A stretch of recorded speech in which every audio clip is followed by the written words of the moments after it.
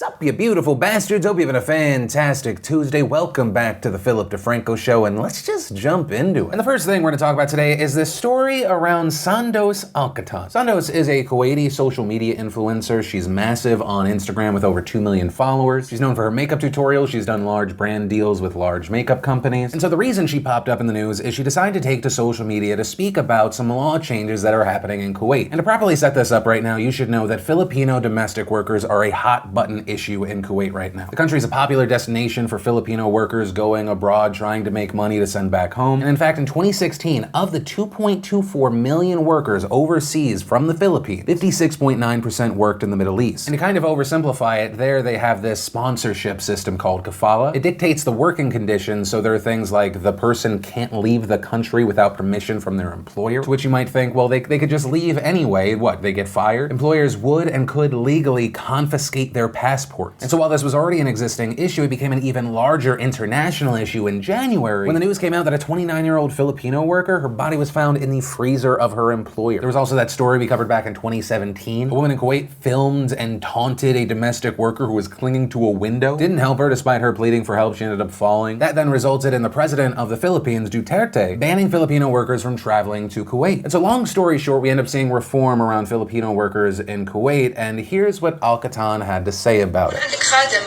بالبيت ويكون جوازها عنده وين كان قد جوازها وراحت سافرت شلون مني عوضني ولا لا الشيء الأدوي والأمر إن كل أسبوع لها يوم أوف كل أسبوع. And she really hits on those days off addict. For her to take a day off every week, that's 4 days a month. Those are the days that she'll be out. And we don't know what she'll be doing on those days with her passport on her. And unsurprisingly, there was massive backlash online. Many calling her racist, disgusting, horrible, people calling on brands to separate themselves from her. Immediately we saw several beauty companies that were connected with her distancing themselves. But we also saw Alqattan try to defend herself. In another video she says, what do human rights have to do with the worker keeping her passport? Even our kids don't hold on to their passport, which surprisingly I think she thinks helps her argument. And since this backlash, she is standing by what she said. In a post she captioned, "Don't judge a person without full understanding of the situation. Just because you don't agree doesn't mean that you're right." She starts off by seemingly referring to the coverage of what she said as rumors. She says the passport of any expat employee should be in the possession of the employer to protect the employer's interests, irrelevant of the employee/employer nationality. This seeming to address the claims that she was a racist, which I will say doesn't really hit on the full issue here, but I'll wait till the end. She goes on to say, "I don't impose long working hours." She says she hasn't mistreated or degraded any workers in the past or the present, adding, "I feel that we are all equal humans." And she closes it out by saying, "I want to take the opportunity to thank all of those who said beautiful from the outside but not necessarily the same from the inside. Thank you for stating that I'm beautiful from the outside and assure you that only when you meet me up close and personal that you can make a personal judgment about me as a human being or a person. The fact about having the passport of an employee in the possession of the employer does not in any way give an indication about a human being. For that, you can only ask each worker at a time." And so with that, to move to my personal takeaway from this situation, I believe that Sondos Alqattan is a disgusting person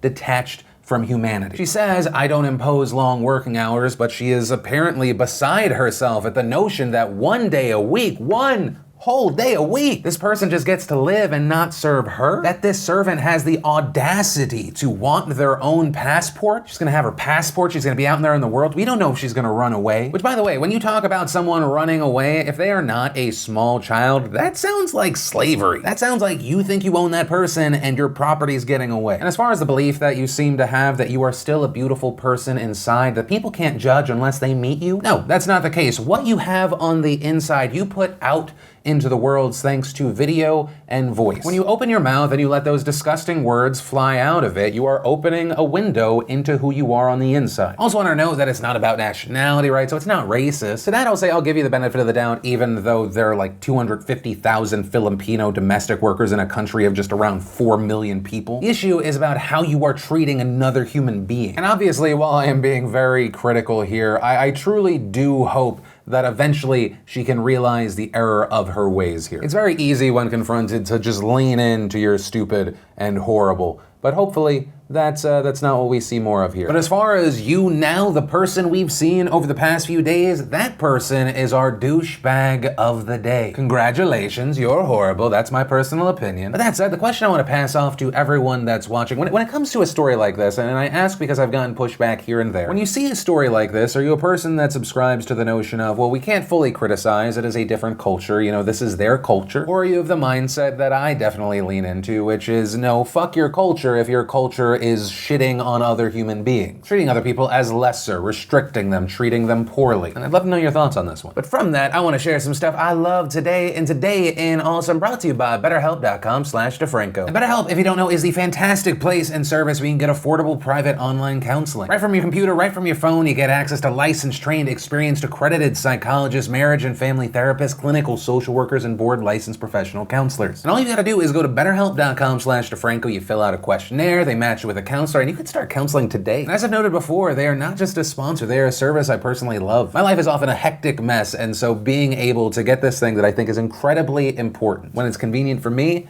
that's been huge. So if you want to check it out, you want to try it out, remember, just go to BetterHelp.com/DeFranco. And for the first bit of awesome today, we had Henry Cavill and Simon Pegg teaching you English slang. We got the launch trailer for Detached. First we feast giving us how Japanese fried chicken gets extra crispy, you know, just in case you're in the mood for a little food porn. Then we got a 360 video for Mission Impossible Fallout. We had Will Arnett answering the web's most searched questions. Then we had 2 Chainz checking out the most expensivest sex dolls. We got the honest trailer for Ready Player One. We also got a trailer for the new movie Mid-90s, which was written and directed by Jonah Hill. And if you want to see the full versions of everything I just shared, the secret link of the day, anything at all, links as always are in the description down below. And then let's talk about the story around Dan Harmon. Now, Dan Harmon, if you don't know, is the co-creator of the show Rick and Morty. He was the creator of Community. And he has popped up in the news because a video he made back in 2009 has resurfaced online. And that video features Harmon simulating the rape of a baby using a doll. Now, upon hearing that, you most likely have the question, what? That then followed with, why? Well, to provide context of why this disgusting thing was done, reportedly the video was a sketch. It was supposed to be a satirical pilot called Daryl. It was a parody of the serial killer show Dexter. And it seems like the attempt of the joke is that audiences will forgive the horrible if it's being done to a bad person. The joke is supposed to be in the outrageous and the extreme, and so in Daryl, played by Dan Harmon, he would travel back in time to stop modern-day serial killers by sexually assaulting them when they were babies. And I think it's just important to point that out so you have the full context of the situation. I think, though, for a lot of people, that's not gonna make it any better. Now, following this video resurfacing, Dan Harmon left Twitter, but still, Harmon ended up releasing a statement and apology, saying, in 2009, I made a pilot which strove to parody the series Dexter and only succeeded in offending. I quickly realized the content was way too distasteful and I took the video down immediately. Nobody should ever have to see what you saw, and for that, I sincerely apologize. And as far as if we're going to see a repeat of the James Gunn situation, of course, we talked yesterday about Disney firing him. Adult Swim, which airs Rick and Morty, released a statement saying, at Adult Swim, we seek out and encourage creative freedom and look to push the envelope in many ways, particularly around comedy. The offensive content of Dan's 2009 video that recently surfaced demonstrates poor judgment and does not reflect the type of content we seek out. Dan recognized his mistake at the time and has apologized. He understands there is no place for this type of content here at Adult Swim. Now, following Adult Swim's response, you have people saying, well, are we seeing kind of a shift here? Companies standing by their people? To which I would say, I wouldn't look into it that deep. Adult Swim is a completely different kind of brand than a Disney. Also, it's important to note when talking about the James Gunn story from yesterday, it's not happening in a bubble. Right now, Disney's in the middle of trying to acquire 21st Century Fox, so most likely they're just trying not to rock the boat. They've got a shareholder meeting this week to either approve or kill the Fox deal. No one wants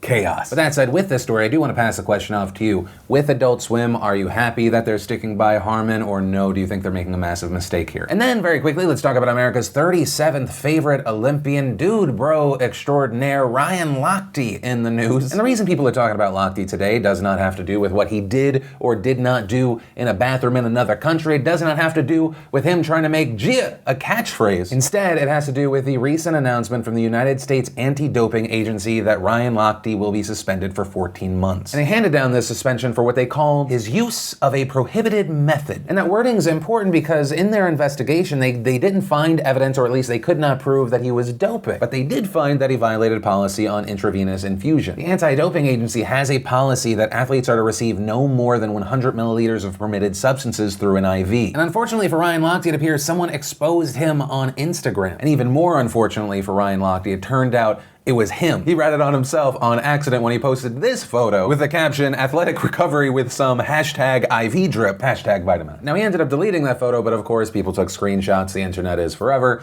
and so now he is being suspended. And this would normally be the part of the story where I kind of just make fun of Ryan Lochte for 30 seconds, but I don't know if I really need to add on or if it's even possible to beat a comment I saw from a certain user by the name of Hemmerling for Mitchell, who wrote, "He is so goddamn dense that it is honestly a miracle that he doesn't just sink to the bottom of the pool and drown every time he gets in the water." Yeah, that's where we're gonna end that one. Then we got interesting industry news, specifically around the competition that exists in the video space. It's no secret that YouTube, Facebook, Instagram, wherever, they're all competing for your eyeballs. And according to Business Insider, one of the ways YouTube is now trying to hold on to those eyeballs is to also hold on to what those eyeballs have been watching. And so according to Business Insider, YouTube is currently cutting 5- and 6-figure checks to existing YouTube creators to not leave the platform. Reporting one Hollywood source said, "Contracts have yet to be delivered, but this is about guaranteed money for concurrent posting. It's a case-by-case basis." According to the report, one person said these deals could hit 7 figures, though another said this happened only in very rare cases. They also specifically name YouTuber Lily Singh, but it's confusing if she's actually a part of this program. The Business Insider article says that they're dangling sizable checks to several of its top stars, like the hugely popular comedian Lily Singh. This according to people familiar with the matter. But the way another outlet covered it, Tube Filter, they wrote the creators receiving these type of handouts include Indian-Canadian icon Lily Singh. So because of that weird gray area, I've reached out to Lily as of recording this video, as she hasn't responded. But that said, regarding YouTube's response to this report, reportedly a YouTube representative responded, "We have no new initiative in place. We have always invested in our creators' success and will continue to do so to ensure they have a great experience and can find continued growth and opportunity on YouTube." And on YouTube's specific note, I would say, yeah, I mean, it's not even like an inside secret. This is stuff that was being reported on back in 2014. And it really wouldn't be surprising if YouTube was doing this now, since there is more competition than ever, whether it be IGTV or Facebook Watch or whatever. Because in the past, YouTube's competition has been kind of oddball. There was Vessel, which ended up being acquired by Verizon and then shut down. There was actually, speaking of Verizon, there was Go90, and that was actually a failure of epic proportions because the news has come out in the past day. Go90 reportedly cost Verizon $658 million. But unlike those now shut down services, when you look to an Instagram or a Facebook, they already have these really engaged audiences. And so if these deals with YouTube do exist, which I am not personally confirming, it wouldn't be too shocking. But that said, a question I do want to pass off to you: in your day, on your computer, on your phone, where is your time split, right? Across Facebook, Instagram, YouTube, Reddit, wherever. What would you guess the split is? And also, if you are willing, how old are you? That seemed to be the big differentiator. Then, in more Donald Trump news, over the past few days, Donald Trump has continued to release statements regarding if Russia meddled or not. At the big press conference with Vladimir Putin, it appeared that he was saying that Russia did not meddle, but then later he kind of corrected himself, saying what he actually meant to say was wouldn't instead of would during a key part. In a key sentence in my remarks, I said the word would instead of wouldn't.